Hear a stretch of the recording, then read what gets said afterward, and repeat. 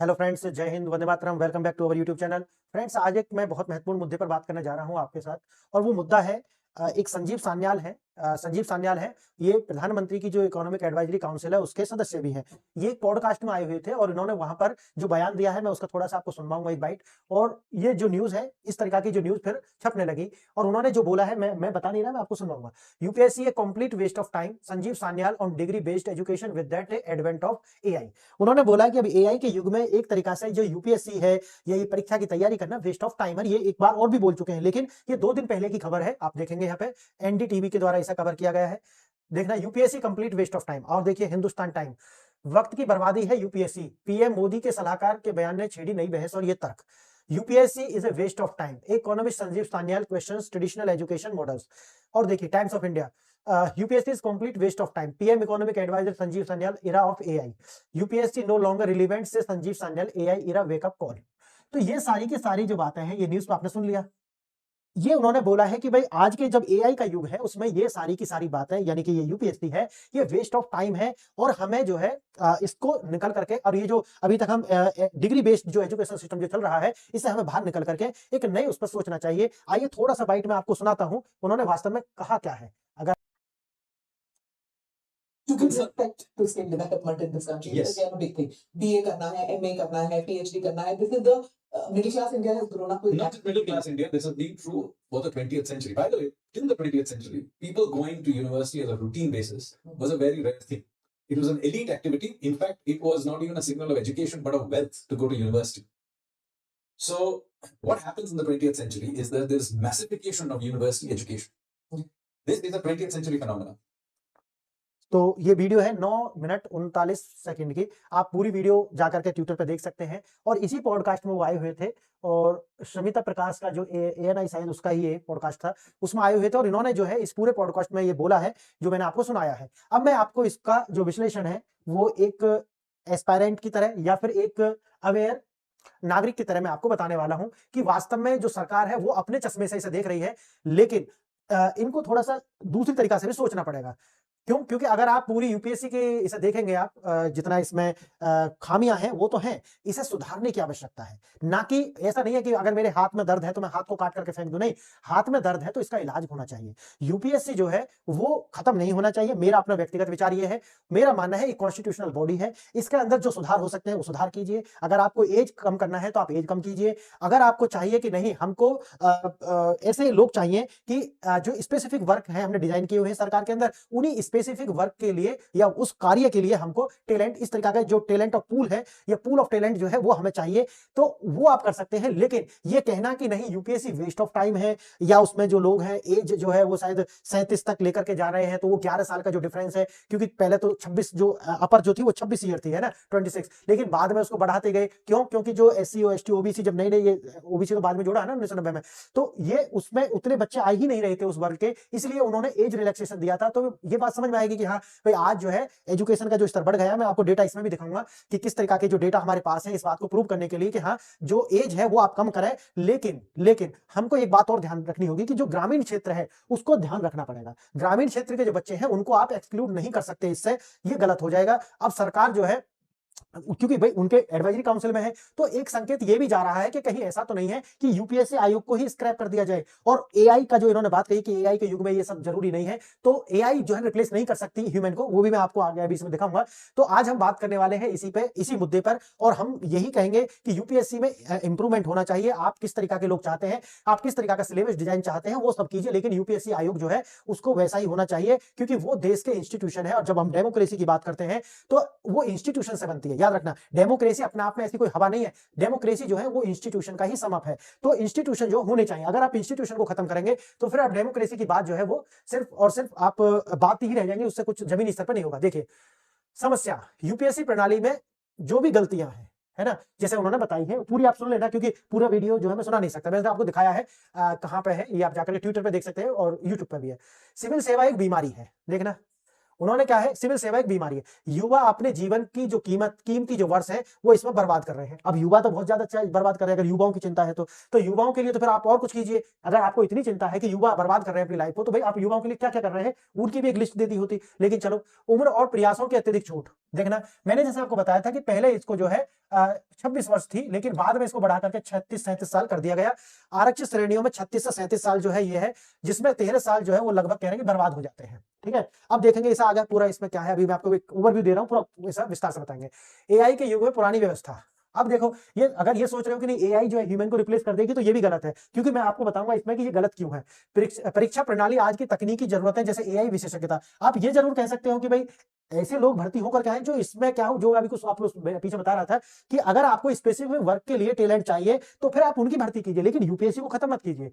आइए, क्या सुधार होने चाहिए? सुधार क्या होने चाहिए? सभी के लिए अधिकतम 3 प्रयास, ऐसा वो बोल रहे हैं। ठीक है, कि भाई 3 प्रयास से ज्यादा ना हो। चलते हैं, किसी श्रेणी के उम्मीदवारों को 3 से ज्यादा मौके नहीं मिले चाहिए। मेरा मानना यह है कि अगर हम इसको श्रेणी से हट करके, मैं हमेशा से एक बात मानता रहा हूं कि आप जो है ना, ठीक है ये रिजर्वेशन है, ये वो सब चलता है, लेकिन मेरा मानना जो होना चाहिए कि अगर आप परीक्षा की बात कर रहे हैं तो ग्रामीण स्तर को भी हमें नहीं छोड़ना चाहिए, क्योंकि हमारी अधिकांश पॉपुलेशन गांवों में रहती है। वहां के अगर आप ये सब करते हैं ना, ठीक आप कर लीजिए, 3 कर लीजिए, कोई बात नहीं है, लेकिन आप सिर्फ अभी शहरों को देख रहे हैं, आपने गांवों की हालत देखी ही नहीं है अभी भी। तो गांवों के जो बच्चे हैं ना वो पीछे ना छूट जाए, बस मेरा कंसर्न जो एक तो इसे लेकर के है, और दूसरा ये है कि जितने भी एस्पायरेंट्स जो तैयारी कर रहे हैं, जो इस एग्जाम को देने वाले हैं, उनके साथ कुछ भी गलत ना हो, क्योंकि आप इनके 11 साल की या 13 साल की चिंता तो नहीं कर रहे। आप सिर्फ और सिर्फ अपनी जो व्यवस्था है, अपनी जो आपके फंड है, या फिर जो ब्यूरोक्रेसी एक सरकार के लिए टसल क्रिएट करती है, हो सकता है उससे बचने के लिए कुछ भी हो। लेकिन मेरा मानना यह है कि ये जो है स्टूडेंट के भविष्य को लेकर के तो इतने चिंतित हो नहीं सकते एक सलाहकार।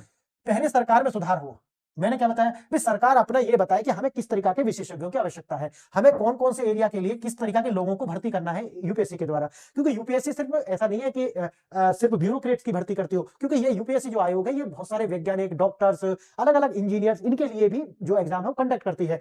तो आप ये नहीं कह सकते कि सिर्फ और सिर्फ हमें तो इस तरीका के ब्यूरोक्रेट्स चाहिए, नहीं, बड़ा है थोड़ा, जो स्फीयर है वो थोड़ा बड़ा है। संस्था को खत्म करना समाधान नहीं है, मैंने हमेशा से माना कि संस्था खत्म नहीं होनी चाहिए, इंस्टीट्यूशंस को और मजबूत किया जाए, और जो अब इनके अंदर जो खामियां हैं, जो कमी है, उनको सही किया जाए, मैं ऐसा मानता हूं।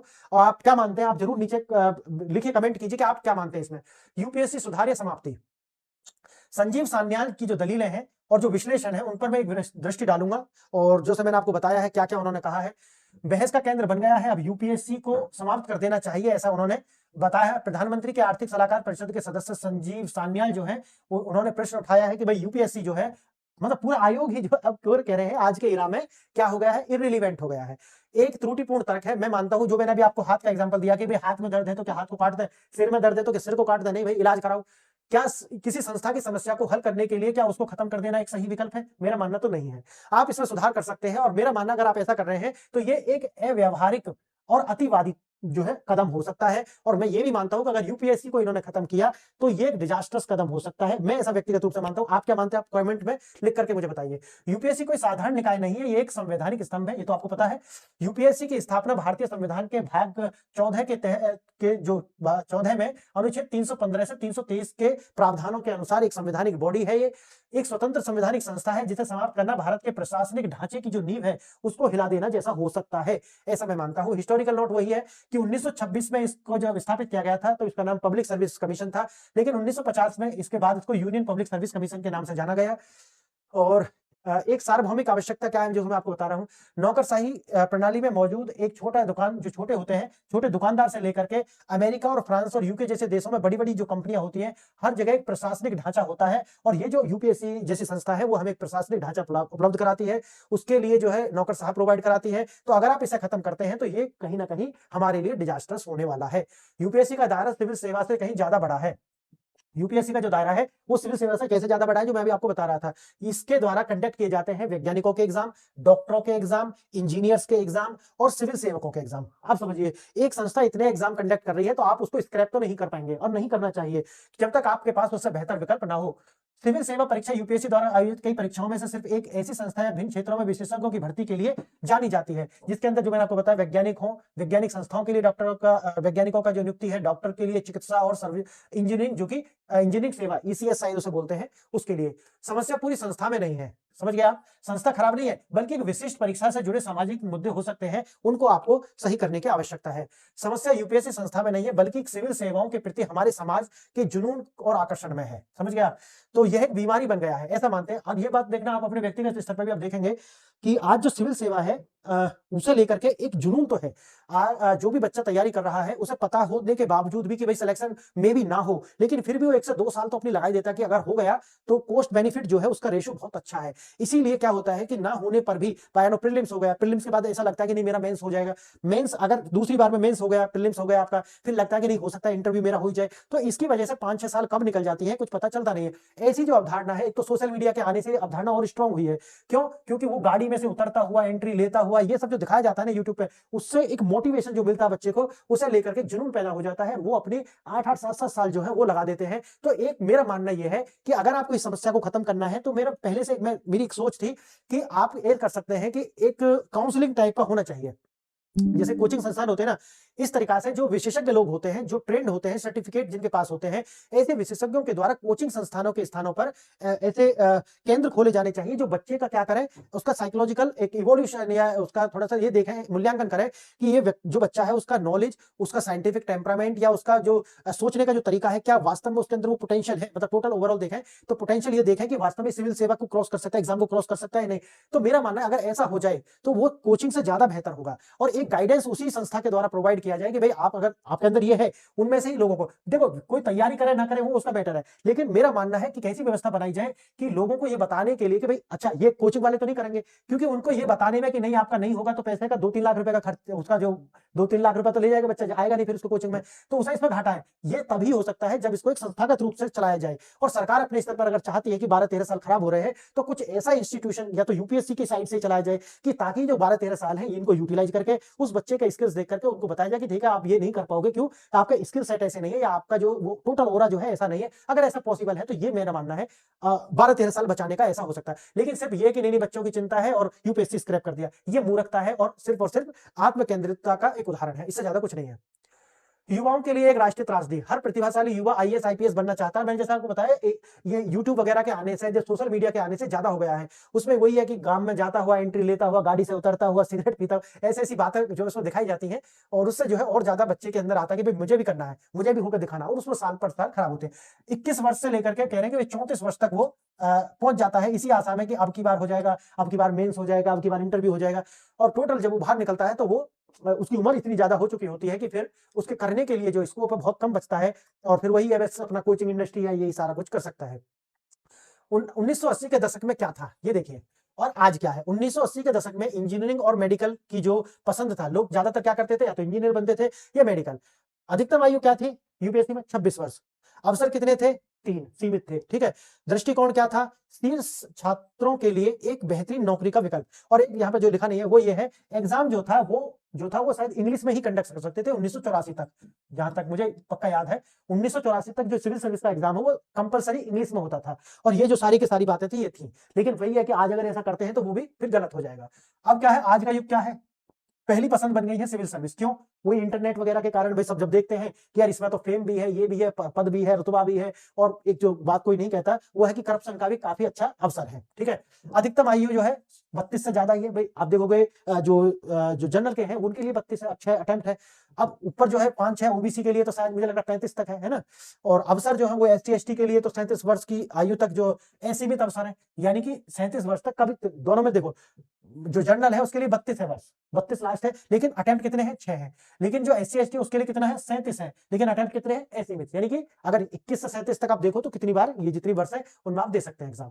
एकमात्र सफल कैरियर माना जाता है कि अगर आपने यूपीएससी क्लियर किया है तभी आपको सफल माना जाएगा। तो ये जो दृष्टिकोण है समाज का भी और हमारा जो सोसाइटी फिर उसका निर्माण ही वैसा हुआ है। अब देखिए सुधार का नुस्खा क्या है। भाग 1, तत्काल और प्रभावी उपाय। इस बीमारी को नियंत्रित करने के लिए सबसे पहला प्रभाव सुधार परीक्षा की शर्तों में किया जाना चाहिए। ठीक है, कि भाई धीरे धीरे से आप क्या करो, ये कर सकते हो कि भाई अवसर जो है उनकी संख्या घटा सकते हो।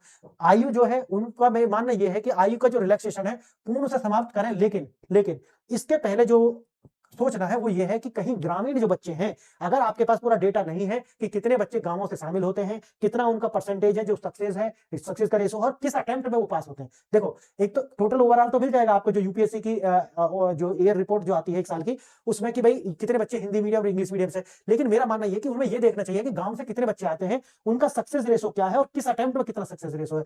हो सकता है कि 4 अटेम्प्ट में या 5वें अटेम्प्ट में गांव के बच्चे ज्यादा सफल होते हो, मे बी, मुझे डाटा नहीं है मेरे पास में, लेकिन 4 से 5वें अटेम्प्ट में, और जो बच्चे जो शहरी इलाकों से आते हैं वो दूसरे या तीसरे अटेम्प्ट में सफल होते हो, ज्यादा मतलब मैक्सिमम जो सफलता है वो दूसरे तीसरे अटेम्प्ट में मिलती हो। तो मेरा मानना है कि एक इस तरह का जो डेटा होना चाहिए कि गांवों के बच्चे पीछे ना छूट जाए, मेरा कंसर्न ये है। क्लियर है? तो ये हो गया।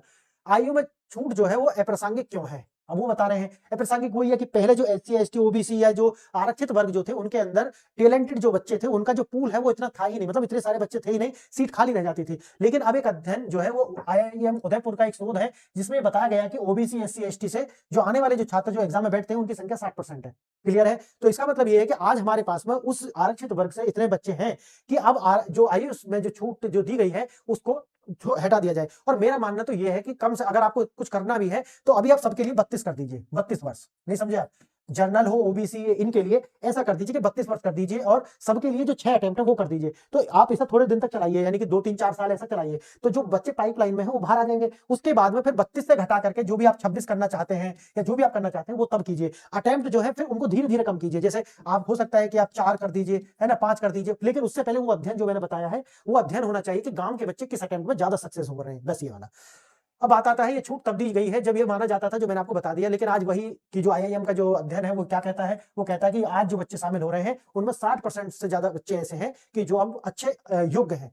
अब देखना, जो पहले गाड़ी या घोड़ा, अब बात वही आती है कि पहले आप अपने अंदर सुधार नहीं करना चाहते, बल्कि क्या करना चाहते हो कि पहले आयोग को स्क्रैप करो। सरकार अपने आप में सुधार नहीं करना चाहती, वही आती है कि जो गाड़ी है उसको घोड़े को आगे जोड़ोगे या उसके पीछे जोड़ोगे, तो सरकार क्या कर रही है, नहीं नहीं घोड़े को इसके पीछे लगाओ, समझे? तो ये उल्टा जो है काम कर रहे हैं। तो एनालॉगी ये पहले घोड़ा रहेगा या गाड़ी रहेगी। तो मेरा मानना है पहले सरकार में बदलाव होनी चाहिए, फिर धीरे धीरे से ये होना चाहिए, स्क्रैप नहीं होना चाहिए, यूपीएससी खत्म नहीं करना चाहिए। सरकार की दुविधा वही है कि जर्नलिस्ट बनाम विशेषज्ञ। बात वही है कि उन्होंने, याद होगा आपको, सरकार जो थी एक लेटरल एंट्री लेकर के आई थी। लेटरल एंट्री को बाद में एक साथ बिहार के जो नेता है पासवान जी के पुत्र जो है, ठीक है, उनके विरोध के बाद में उसको वापस लिया गया, और उसमें सरकार ने कही थी कि भाई हम लेटरल एंट्री इसलिए दे रहे हैं क्योंकि हमारे पास में जो विशेषज्ञ स्पेशलिस्ट यानी कि एक विषय के जो विशेषज्ञ हैं उनकी कमी है, और हम चाहते हैं कि उनको जो है सेक्रेटरी रैंक तक जो है डायरेक्ट जो है पीएमओ वगैरह में लिया जाए। क्लियर है मेरी बात? आपको समझ आ रही है ना ये वाली बात? तो पीएमओ में लिया जाए, जो सेक्रेटरी है, चीफ सेक्रेटरी जो है उन्हें बना करके सीधा लाया जाए। तो जो विदेशों से आ रहे हैं जो लोग हैं या उनको वहां से लाया जाए और अपना उनको फायदा उठाया जाए। लेकिन बात वही है कि फिर जो व्यक्ति पीछे 15-20 साल से जो नौकरी कर रहा है उसके साथ तो ये बेकार हो जाएगा ना भाई। वो यही तो नौकरी कर रहा था कि भाई मैं किसी दिन क्या बन जाऊंगा, चीफ सेक्रेटरी बन जाऊंगा, सेक्रेटरी बन जाऊंगा, स्टेट में सेक्रेटरी बन जाऊंगा, लेकिन आपने उसको डायरेक्ट ला करके बाहर से बैठा दिया, तो उसके साथ गलत हो जाएगा। तो ये धीरे धीरे होना चाहिए, मेरा मानना ये है। इतिहास का जो ग्रेजुएट जो मैंने बताया है, और एआई स्पेशलिस्ट जो स्पेशलाइजेशन। अब डिस्ट्रिक्ट कलेक्टर, अरे क्या हुआ ये?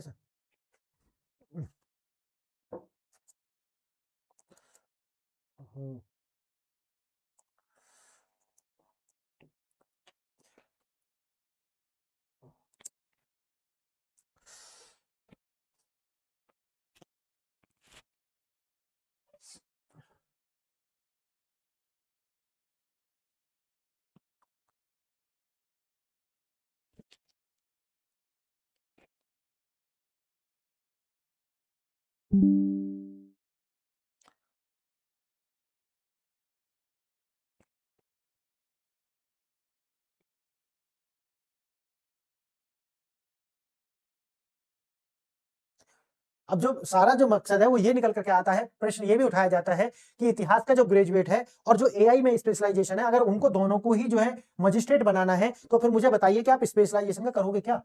सबसे बड़ा सवाल तो ये भी उठता है, अगर दोनों को ही मजिस्ट्रेट बनाना है तो फिर स्पेशलाइजेशन का क्या लाभ होने वाला है? अब क्यों? क्योंकि ये लाभ कब होगा? पहले आप अंदर से बदलाव कीजिए, आप सरकार में बदलाव कीजिए, और वहां ये देखिए आपको उस तरीका के जो विभाग हैं वो बनाने पड़ेंगे कि जहां पर स्पेशलिस्ट लोगों की आवश्यकता हो। मैं इस बात समझ में आ गई ना आपको? भाई हमारे पास में वो विभाग ही नहीं है जहां पर स्पेशलाइजेशन की आवश्यकता है, या सरकार ने अभी ये कोई रिवील तो किया नहीं कि भाई हमारे पास ये कार्य हैं, इनके लिए स्पेशलिस्ट लोग चाहिए, तो हमें जो ये इतिहास वाले बच्चे हैं ये नहीं चाहिए, हमें तो एआई वाले चाहिए। नहीं समझे मेरी बात? तो आपको पहले बताना पड़ेगा, आपकी जरूरत बतानी पड़ेगी, और जरूरत के बाद में ही आप जो है इस तरह के कदम उठा सकते हैं।